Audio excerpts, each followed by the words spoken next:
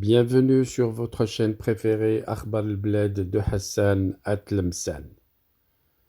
Le roi du Maroc sanctionne le jeu malsain du voisin.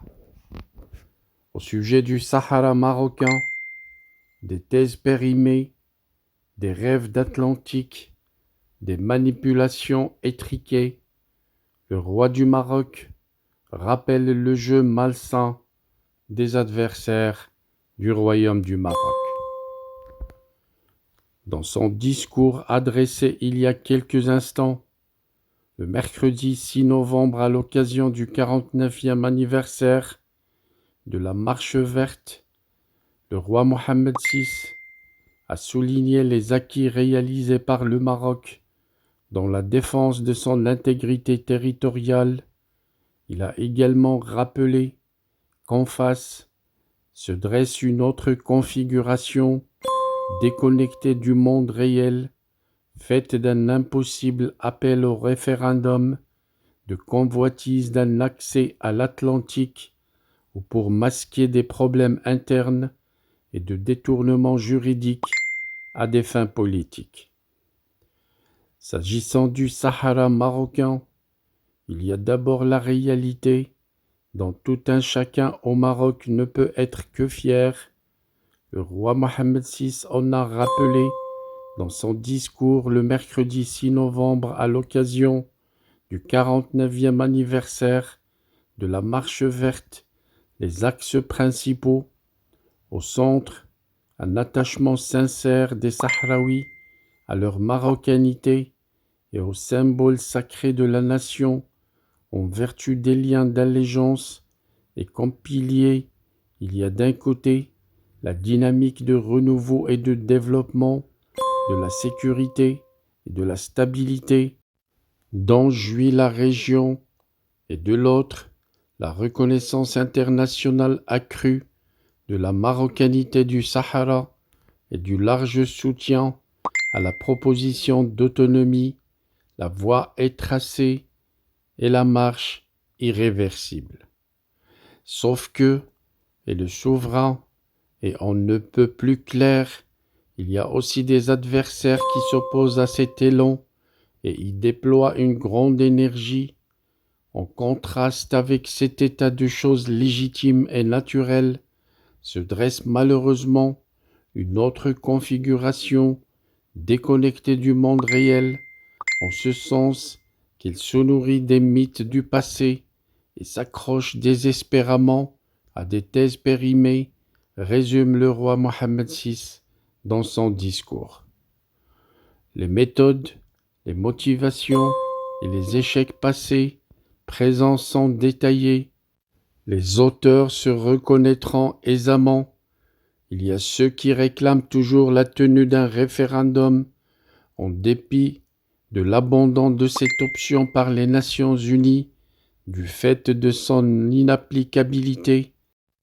Dans le même temps, ce sont les mêmes qui refusent le recensement des populations séquestrées dans les camps de Tindouf où, tenues en otage dans des conditions lamentables, elles sont humiliées, malmenées, privées des droits les plus élémentaires, souligne le roi, non sans ironie.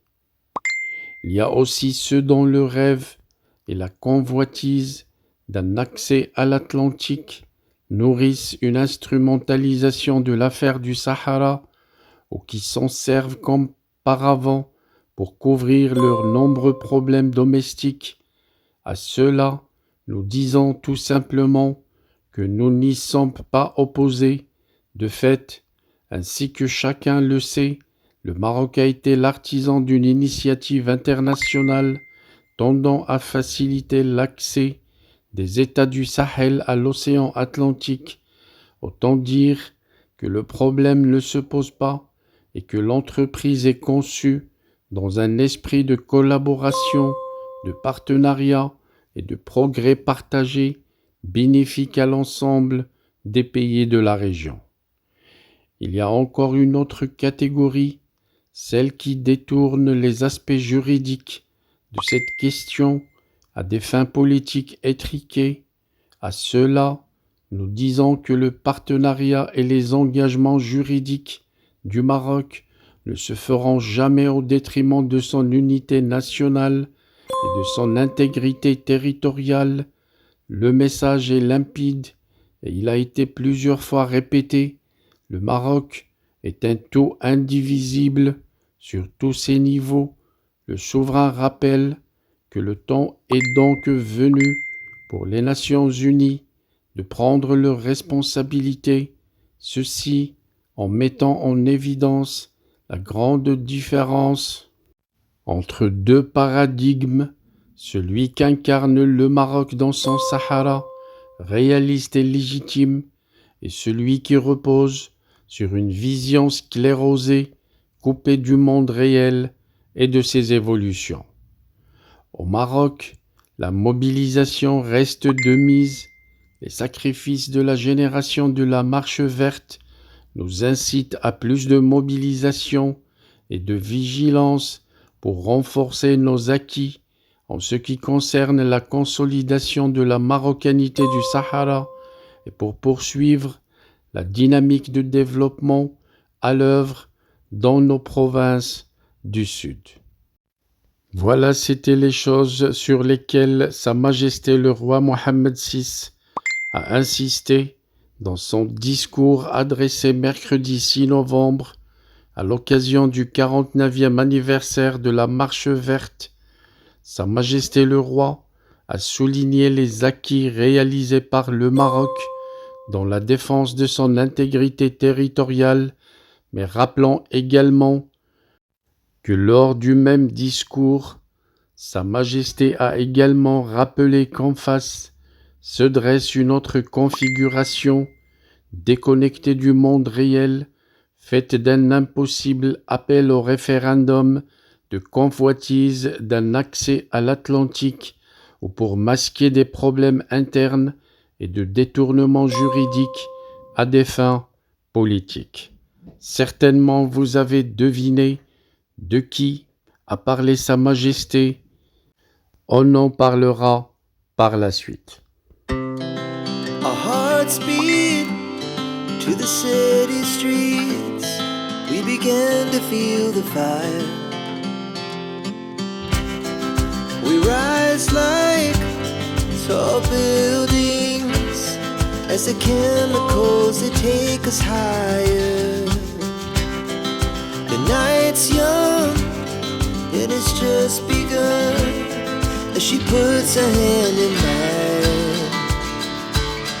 We wanna chase the night, wanna dance to the light, pull the stars from the sky, just two hearts running wild. Never sleep, never stop, as we shout from the top.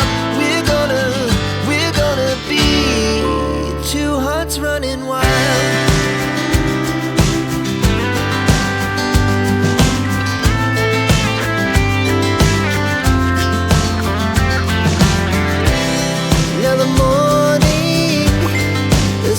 Afternoon, we lay awake in bed. The glass so